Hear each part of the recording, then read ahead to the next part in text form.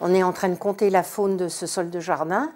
Quand on commence, on met de la terre, on va la laisser sécher naturellement. Les animaux, pour quitter la zone qui sèche et qui chauffe, eh bien, ils vont descendre dans le fond. Et puis, comme leur tennoir est très glissant, ils sont piégés dans le petit pot.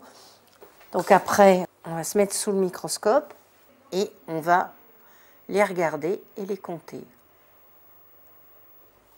Bon, c'est un sol qui a eu du compost. Donc il a beaucoup de matière organique. On voit là un colembole, là c'était un acarien.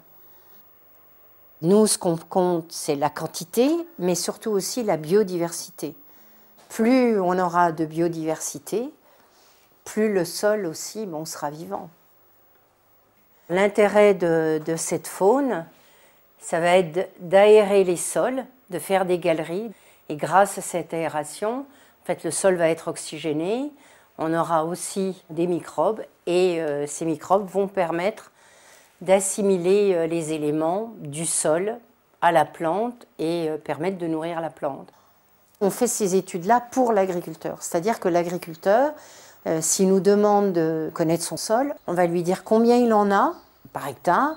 Disons qu'en fonction du niveau de dégradation du sol, on va lui apprendre des techniques qui remettent son sol debout. On a amené des engrais chimiques pour augmenter les rendements agricoles et ces engrais chimiques minéralisent la matière organique. Puis voilà ce que ça donne, c'est qu'on a des sols qui prennent en masse et qui du coup ne sont plus capables de nourrir correctement les plantes. Alors, comme dit Lydia, on rentre dans le cercle infernal, on apporte de plus en plus d'engrais pour récupérer cette mort des sols. C'est une chaîne, ce qu'on appelle un itinéraire technique de l'agriculture intensive, ce qu'on a appelé la révolution verte, qui est une vraie catastrophe pour les sols, qui a donc amené des machines lourdes, labouré profond, mis des engrais chimiques et mis des pesticides, et cet ensemble qui a complètement détruit la biodiversité des sols.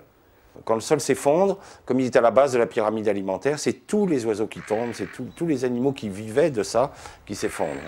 Tout notre travail, c'est d'essayer de faire comprendre à l'agriculteur qu'il faut qu'il revienne à des itinéraires où en fait il va remettre de la matière organique dans les sols.